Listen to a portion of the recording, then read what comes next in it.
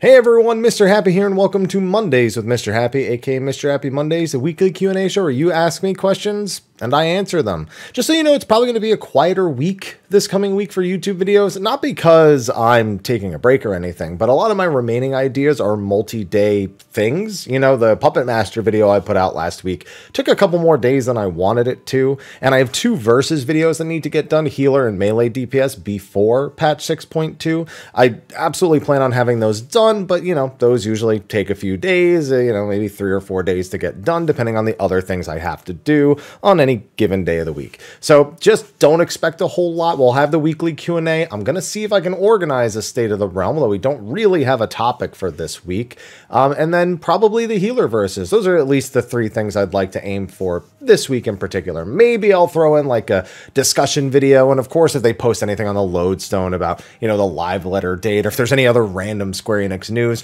maybe a lot. You know what? It's not like I couldn't do ideas. The Stranger of Paradise DLC, quick thoughts video on that. Wouldn't even take that long to do.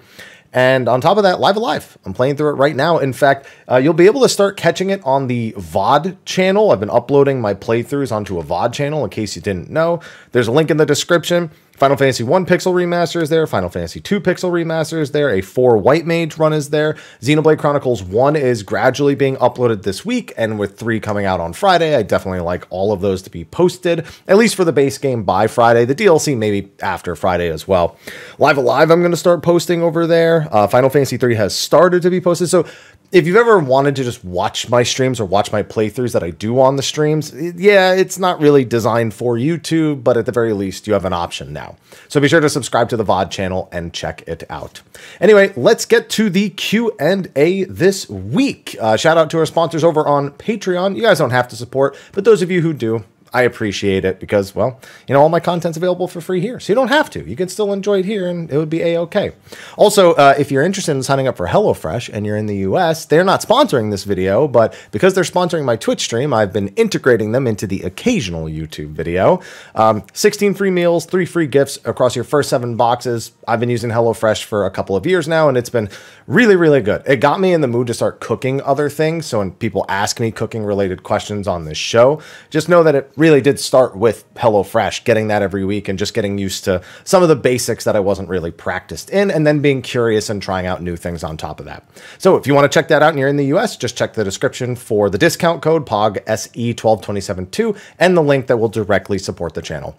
Anyway, let's get to the Q&A. All right, hashtag Mr. Happy Mondays. Hey, Haps, what are your thoughts on the removal of random untelegraphed enemy cleaves? I personally miss it and haven't tanked since Stormblood. I think it was interesting for the time, but I don't think it's healthy for the game in general. It's just not, I don't know, it's not intuitive, I suppose. It's something anyone with enough experience with the game really shouldn't have an issue with, but that doesn't necessarily mean that it's a good idea. It's just one of those weird things where it's more down to preference of an individual than it is a good idea or good game design to actually do. So I don't miss them, but whenever they pop up like through Unreal and stuff, I'm like, oh boy, how many people are going to die to these? Even on Ultima and Unreal right now.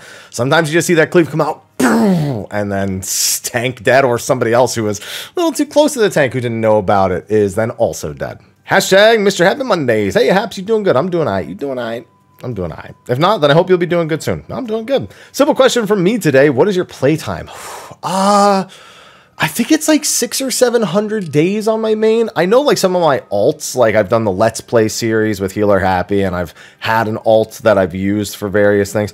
Those characters, some of them are at like 20, 30, 40 days. But my main, I think, is at like 700 and something. Not as many as my Final Fantasy 11 main, I'll tell you that much. But that's because I played on dial-up and I refused to turn my PlayStation 2 off because I didn't want to hear that AOL login noise every single time I wanted to play. So getting there, but not quite yet. Hashtag Mr. Happy Mondays. Hey, Happy, hi. Got a blueberry lemon cake from Mama Sly for you. Blueberry lemon. I'm sure I've had one of those before, but it doesn't ring a bell. Sure it tastes good, though. How do 11 and 14 fit into Count Up? What about the sequels to mainline entries? There is a document for everything Count Up related. Now, I guess I could include it in the description, but you know I have a bad track record of saying this in the Q&A and then doing it in the description. But the document that was included in the announcement video, which I can say for certain has it, that has everything explained. But they will be played. It's just that only a small amount of them will be played unless we earn the stretch goals, which, I'm not going to lie, based on how things have been going so far, we'll probably earn most of the stretch goals, and even then have to add some further stretch goals for the months and months and months down the line when we actually finish the mainline entries and can look to some of the alternate entries such as Tactics or Chocobo Mystery Dungeon or things like that. So it would not take too long to describe, but I want to get to some of the other questions, so be sure to check that document out and reference it whenever you need it. Hashtag Mr. Happy Mondays. Good day to you, good sir. Good day to you, too. Hope all is well. All is dandy. Thank you. I have a quick question for you this week. So I was in Bozja SF for the last time Southern Front last night, trying to get the last 2 notes for the mount, and Castrum popped, so I decided to jump in for XP on stage. My question is, why after all this time since it came out, people still shout on the first split boss they need to be killed at the same time? Trying to explain how it works and that you can death the big ads up top, but to no avail. I'm outweighed by those who are adamant that they have to die together. Yeah, there's been back and forth about that for quite some time. The thing is, you don't want them too super far apart, but you also don't need to kill them together. You have like so much time. I remember, so this went back and forth a little bit. When they first came out, we thought they had to die at the same time because we had one group killing it super quick, another group not killing it quick enough, and then you'd run into the issue where the big ads would appear, which, yes, you can death, but even still, you know, it's not something you want to have to rely on, is deathing those big one-shot Colossus. Then it was the thought that there was no same time because essentially, I was always encountering the ads at the exact same time during the encounter. I remember what it was up top. I wouldn't be able to recognize when in the encounter it was if you were down below, but it was always the exact same time across, you know, half a dozen or more Castrums where the kill speeds were off because I was in the team that was killing it way quicker. I think what ended up landing on what is the final thing is that the time is like 3 minutes difference or something like that. It's a massive amount of time between the two. And you know what? As far as I'm concerned, it doesn't really matter all that much, but it doesn't hurt at the same time to just try to exercise a little bit of restraint. So while, yeah, people are way too strict about trying to kill them at about the same time, which really doesn't need to happen, it's also just no harm, no foul. You know, what's the problem with, if it's, you're only as fast as your slowest team in that case anyway, so what's the harm, right? Hashtag Mr. Happy Mondays. Hey, Haps, hope you're doing well. Same to you. Quick question. Sure. Are relic weapons typically BIS on the patches they release on and when they get new steps added? I see there's a reply, so it probably says the same thing. No, relics are not BIS until the very end of the expansion. Not a single patch will they release on will they be BIS. Now, this wasn't always the case. We did have times in A Realm Reborn where the, I think the Novus weapon and the Zeta weapon, I think there were 2 points where it was actually BIS. I think it was 0.3 and 0.5 in A Realm Reborn. And then also the Gordius, the weapon that came out at the same time as Gordius in patch 3.1. Well, they were out at the same time. They didn't release at the same time. That one could also be BIS as well. And they said that that was a huge mistake and that it led to the design issues that they ran into with the 3.1 relic. And so they never wanted to do it again. So since that time, the relic has not been BIS for current content until the very end of the expansion. So I'm just going to lightning round a question before this one. This one's really short. It was asking about kind of the Dragoon rework and some of the ideas that are essential, like what is the true identity of Dragoon? And it made mention of the ability to control your jump as you go into the air. They actually have that in PvP right now for Dragoon. But in terms of PvE, it would be a little bit of a nice flavor. But previously we ran into the issue of jumps not being quick enough. So the idea of staying in the air is not something I see them doing. Of course, the biggest issue is they don't want Dragoons skipping mechanics by being in the air or being able to completely avoid damage by being in the air. So it would have to be this almost kind of like fake in the air thing in order for it to really be applicable in the right way. So I don't see them doing it for PvE content. PvP, the point is to be invincible while you're up there. And even then, you don't have as much as maybe you would like. You know, you take a dot with you up there and you're like, oh, I died to the dot. This is so dumb. Answer the question in front of us. Hashtag Mr. Happy Mondays. Hello. Hi. How important is it for a streamer to have moderator and or an editor? So I don't have an editor. I do everything myself. And that is for a particular reason. One, I do a lot of videos that are not just Twitch streams uploaded to YouTube. I have the VOD channel for that now.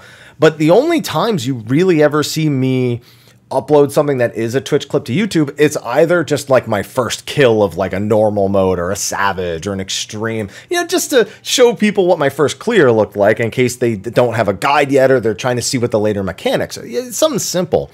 But other than that, you just very seldom see it. I occasionally throw together some highlight clips or like a moment on stream that I edit down.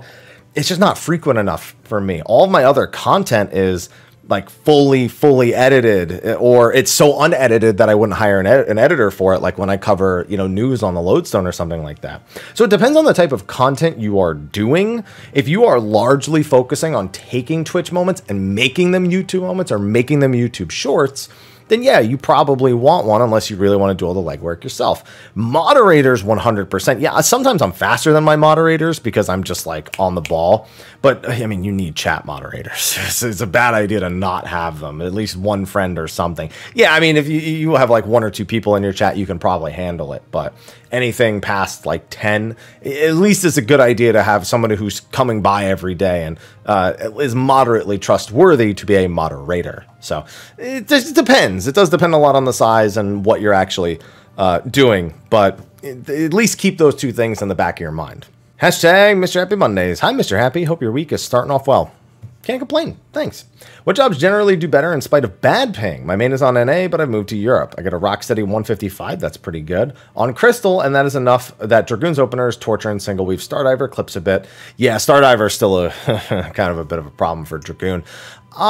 There's always going to be a little bit of, rockiness, I suppose. I'd go with something with a slower GCD, at least something slower than 2.0. I'd try to avoid the stuff like Machinist and maybe even Summoner. Summoner is okay because you don't really weave during Garuda's really fast phase. So that's fine. Summoner would be a-okay, I think.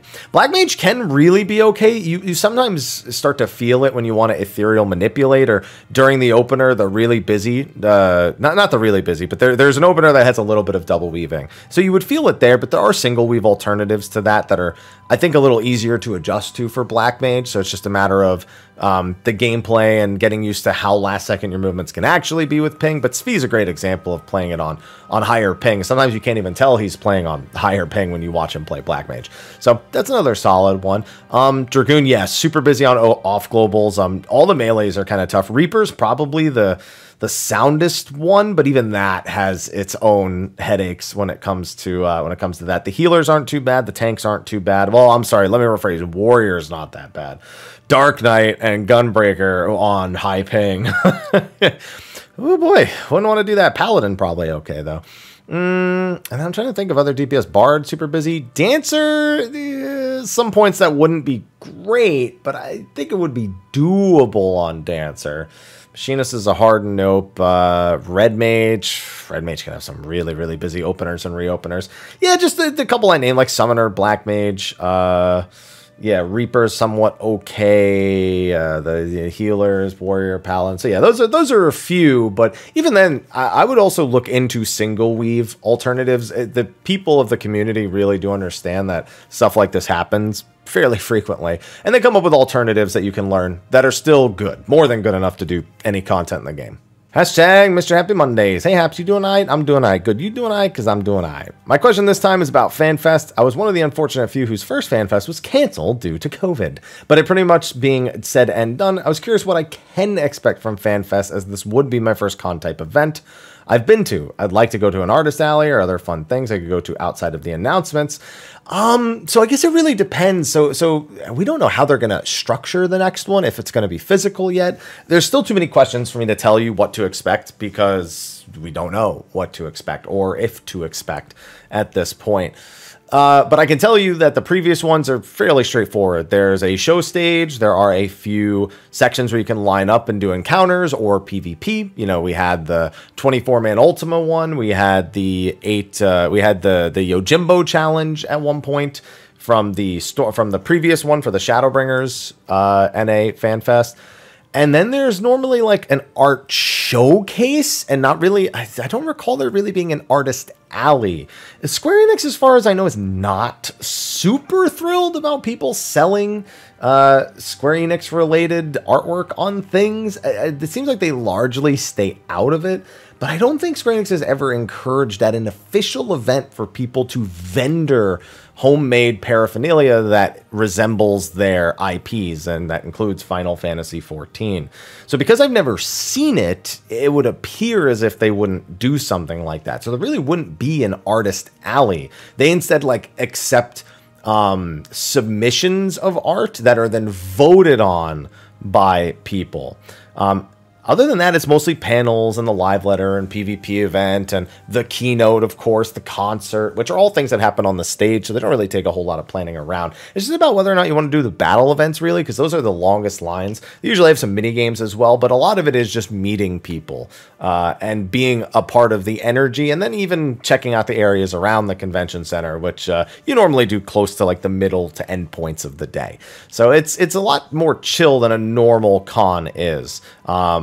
Just because it's focused on a singular topic. But if you want to go to all the panels, it can be a little tough to squeeze everything in.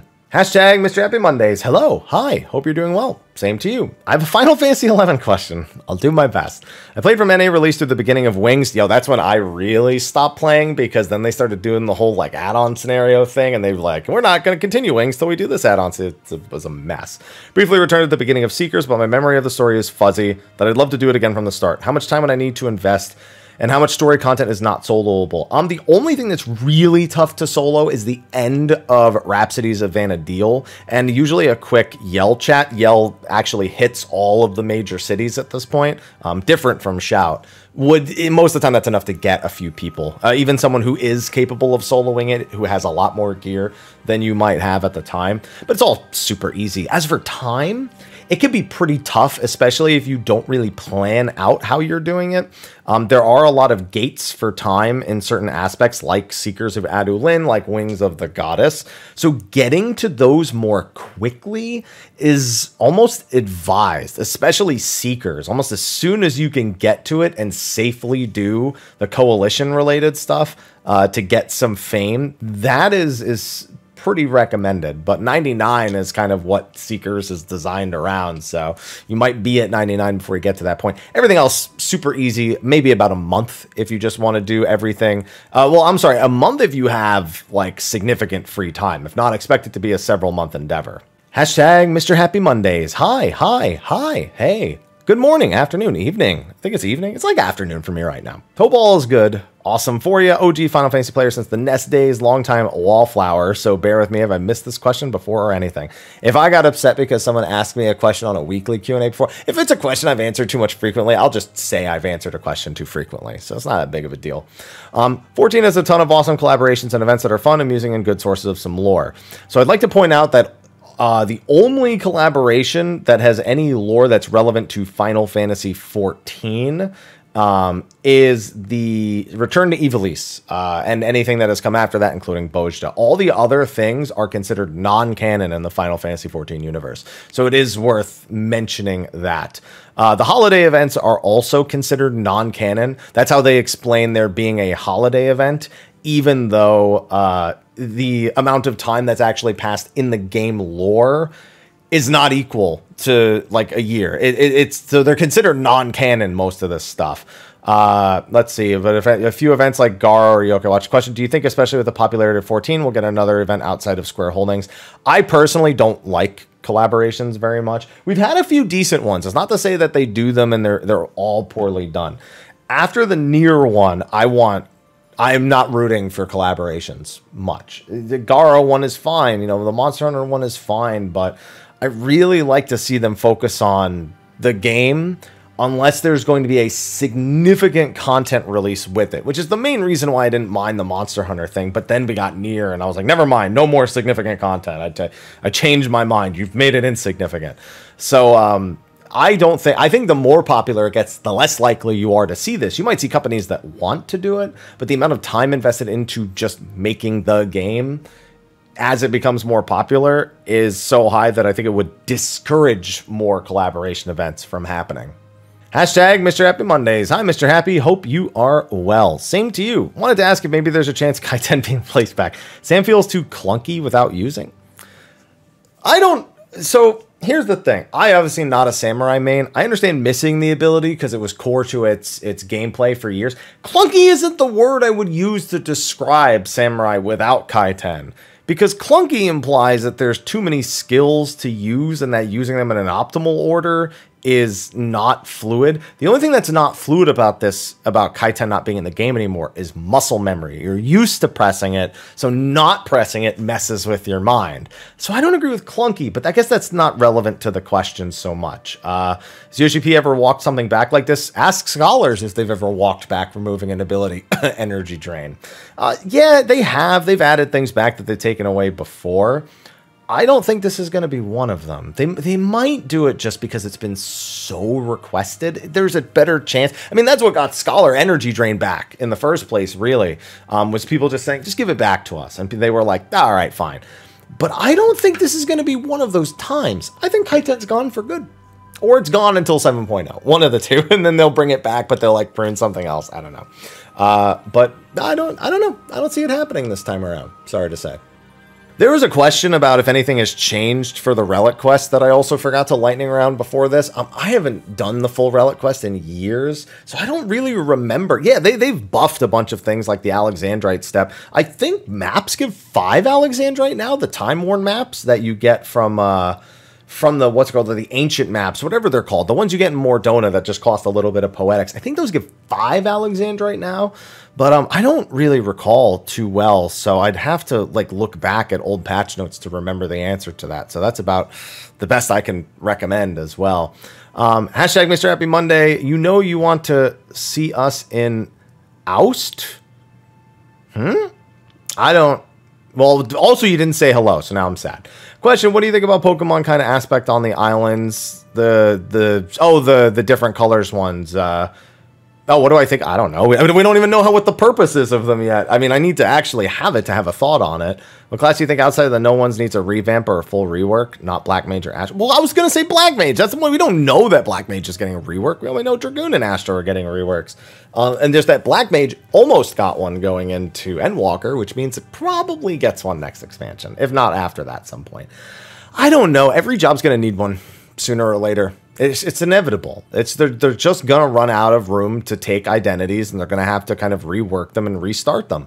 So all of them sooner or later. Just right now, I mean, Dragoon, Astro, and Black Mage would have been the 3 that I said. I think Machinist they could also look at, but I don't think Machinist needs a full rework so much as it needs some of its identity traits fixed. It's like whoever's working on Machinist just like ignored all the quality of life that they gave to every other job. Things that, like, you know, your single target and AoE rotations kind of merging into this singular entity that happened with pretty much every job except Machinist. On top, like the bot's completely separate from AoE, your OGCD is not resetting during your AoE with your auto crossbow, the flamethrower has always been kind of weird. There's like little things like that if they fix them, they don't need a rework. So, but yeah, I guess I'll go with Machinist as my answer on that. Hashtag Mr. Happy Mondays. Hey, Haps, have a gift of P90X for Aloha. Hey, he's running around again a little bit. I've managed to work his fat ass out a little bit. What do you think of each role having their own limit break bar? Yeah, I've gotten this question a few times before. It would allow for more varied and somewhat carefree usage without it almost always being DPS. No, it wouldn't.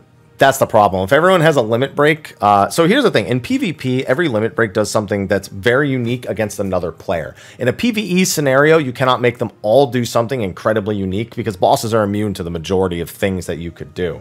And if everyone has one, it's the same as giving everybody another button to press, another cooldown, as a matter of fact. That's just on a 2-minute cooldown, a 3-minute cooldown, a 5-minute cooldown, or once per fight, or, you know, whatever. It's no different than doing that without giving them an actual limit break. So it seems kind of pointless at that juncture, you know? Not to mention, then they need to balance the limit breaks. You know, if you want them to be this like massive thing, they need to be balanced around PvE. And even then, there's still always going to be a best point to use them. Maybe the healers and the tanks can look at theirs and be like, no, you know what, even then, I take that back. No, even then, they would still organize it. You would just treat them as normal buttons. It wouldn't be carefree at all. so everyone would just coordinate, oh, during this encounter, have your tanks use their limit break here and have their healers use their limit break here. And this is a great point for your DPS to all use their limit breaks, while their 2 minutes are down or blah, blah, blah.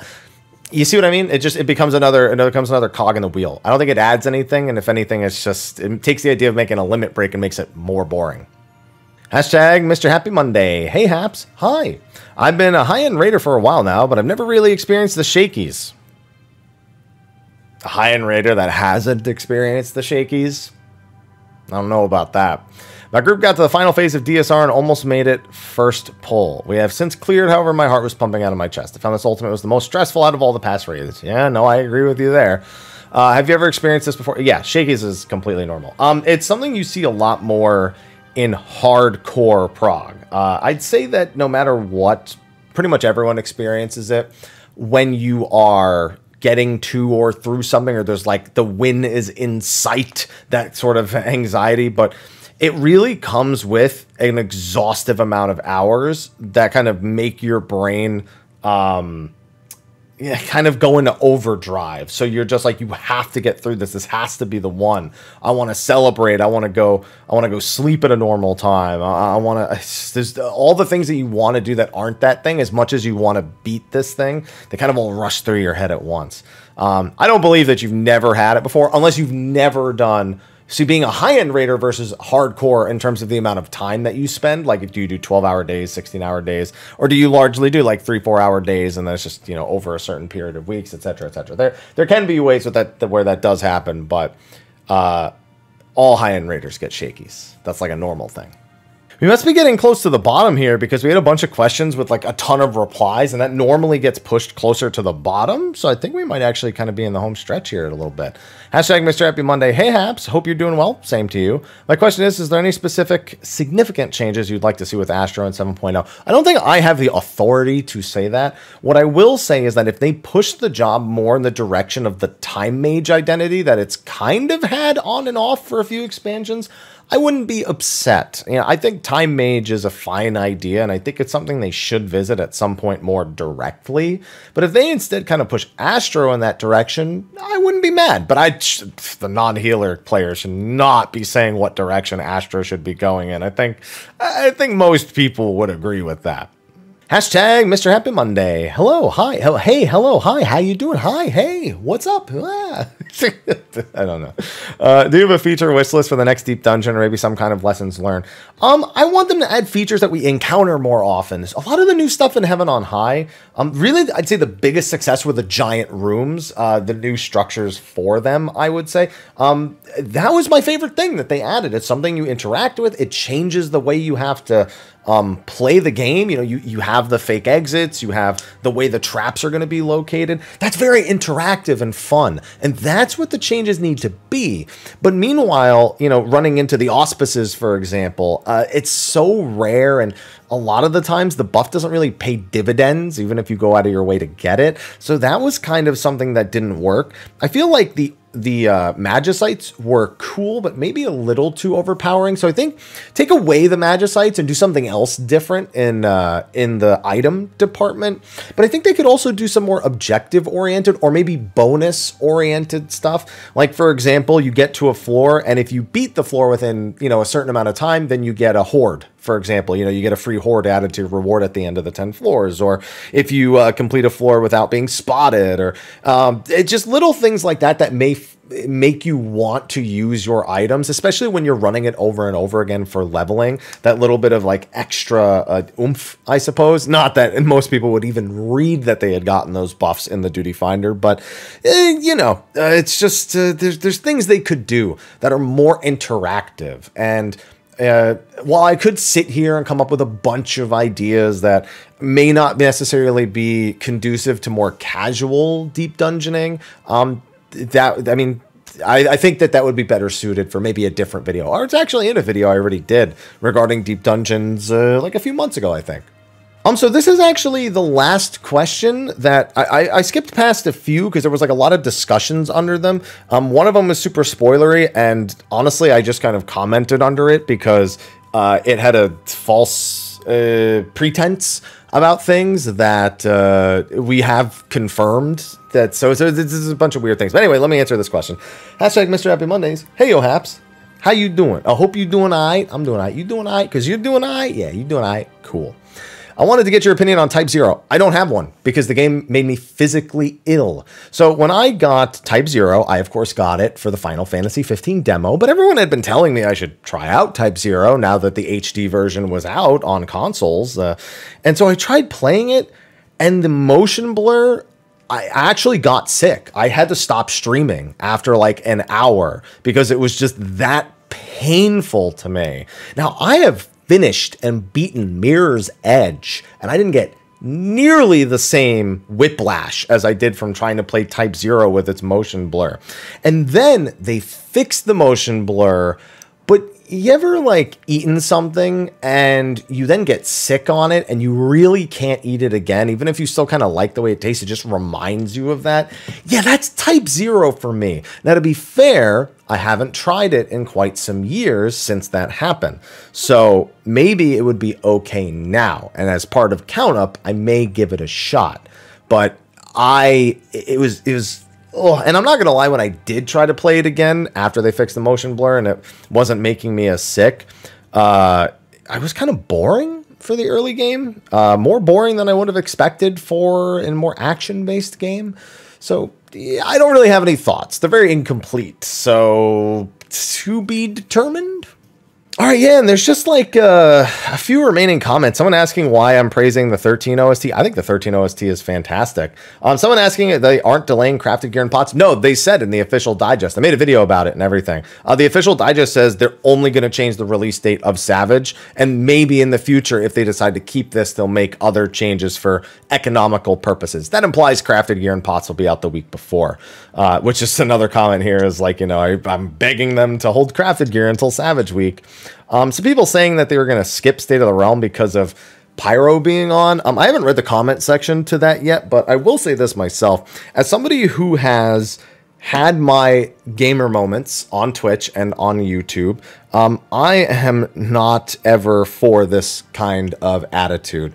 It's just, you need to understand fully what it is you're commenting on or what you are getting into. I wasn't even going to address it on State of the Realm, and Pyro pretty directly addresses it on State of the Realm. So I'd go listen to what he has to say there, because as a content creator, you know, I've been there before, where there are people who just rub you the wrong way and they set you off on a mood, and then you're just not emotionally or maturely enough equipped to deal with the situation, and it leads you to kind of being or portraying someone that you don't really want to be a part of you or part of your life, and it can get really, really sour. I'm also reading, I'm not going to lie, I'm reading some of the comments that are in this particular thread from the OP, and I'm not going to lie, they read as somebody who I would probably just say is annoying me in my own chat now because of the way that it's being written. I don't know. It reads as somebody who would probably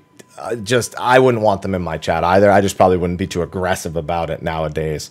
So I always check all the elements of it, you know, and I'd recommend you actually do go watch State of the Realm, since like I said, Pyro himself actually talks about it right at the start, even though I had no intention of that being the case. I just wanted to talk about lore because, you know, he likes lore, I like lore, Sly likes lore, and I think it was a fantastic State of the Realm. There's somebody who asked about the endpoint of jobs, why they don't ever just declare there's an endpoint and not change it ever again. They always want something new. It's actually terrible marketing for the game if they say, yeah, we're just not doing anything for that job at all. No other MMO does that. And while, yeah, 14 does other things no other MMO does, this wouldn't be a good one. That wouldn't be a good idea. Might it upset some people who play it at the moment? Sure. Might it draw some new people in? Absolutely. And everyone always kind of hits this equilibrium where they find something they enjoy or they stop playing. And the way that we've done it up to this point, the game has gotten more popular. So I don't expect that to change in any capacity. There's someone who asked a very lore-related question. I did answer it in the comment section for them because we do know for a fact something they said that we know isn't the case is actually something we do know. So I just made sure to throw a comment on there so I could skip a spoiler-based question for a little bit. A lot of people telling me that not all of Australia has giant spiders and there's bugs everywhere. Here's the thing. I have a phobia of these things. So every time one of my Aussie friends plays along with the joke, I don't buy a plane ticket. That's all it is. I was raised with a major phobia for things like insects and spiders. A fly in my room practically ruins my entire day, even though it's a completely harmless insect. I just can't help it. I need to know. It needs to die. It needs to die. Where is it? I see a spider. Day needs to stop. That's it. Stop right there. Done. Need to figure out how to handle that situation. It's and also, I'm not gonna lie. Even if that wasn't the case, I'm the kind of person who has illogical fears of things. And when something's illogical, like the idea of being in my hotel in Australia and a 14-inch tarantula crawling on my face, wouldn't happen 99.9% of the time. But I'm thinking it. And it's messed up and it's illogical, but it just happens. We have those kind of thoughts, and it doesn't help that all my Aussie friends be like, oh yeah, that almost never happens. That happens out in like the marshlands and stuff. But by the way, the other day I found and I'm like, y'all just don't want me to come visit. That's all it is. Y'all just blame them, blame my friends, because they're the ones who keep saying stuff like that. And I'm just like, listen, you're triggering my phobias and I don't want to go. My arachnophobia is very minor though. I don't have it where it's like in games. Like spiders creep me out. Sometimes they do. They creep me out a little bit, but like there's no game I can't play because there's spiders in it. I just might not be thrilled about the giant spider that's in it at the same damn time. I think that's it. I think with the things I lightning around it and commented on, yeah, I think that's everything. So that's going to be a wrap for this week's episode of Mondays with Mr. Happy. Be sure to like, favorite, subscribe, and share. Check out the VOD channel and ask your questions in the comment section of the video below. Anyway, I'm going to go chill for a bit. So thanks for watching. I'll see you next week. And until then, take care.